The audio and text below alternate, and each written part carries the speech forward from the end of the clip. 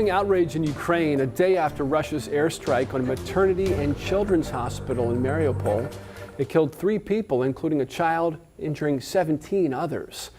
Officials are also concerned about Ukraine's nuclear power plants. Russia now in control of 2 of them, including Chernobyl. Ukraine has 15 of these plants across the country. All are now potential targets in a war zone. Meanwhile, a Hampton Roads lawmaker is pushing for more aid for Ukraine and more pressure on Russia. Senator Tim Kaine supports a bill that would make President Biden's executive order banning Russian oil imports a law.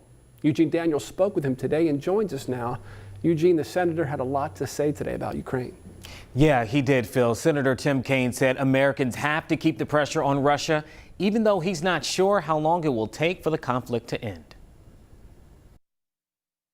But we just need to keep the pressure on and keep supporting the Ukrainian people. Senator Tim Kaine sits on the Senate Foreign Relations Committee and called the Ukrainians' resolve to defend their nation inspiring.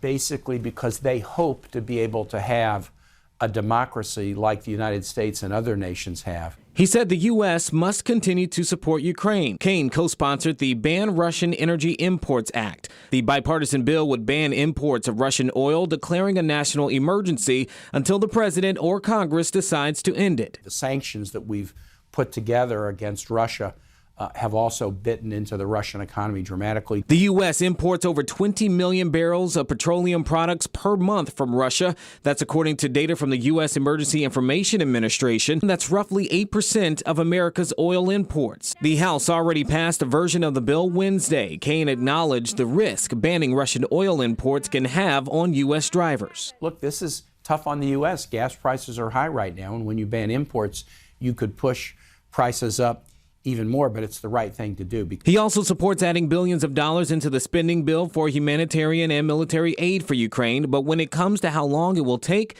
to see all this come to an end, he's not sure. I believe we'll get a positive outcome eventually, but we're not going to get it as soon as we want.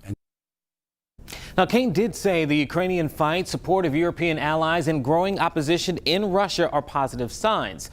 He also says U.S. troops on the ground in Ukraine are not the answer right now, though he said we're deploying more resources, even from here in Hampton Roads, to Europe. Thank you, Eugene. Yeah, late last night, the House passed a spending bill that includes more than $14 billion in support of Ukraine.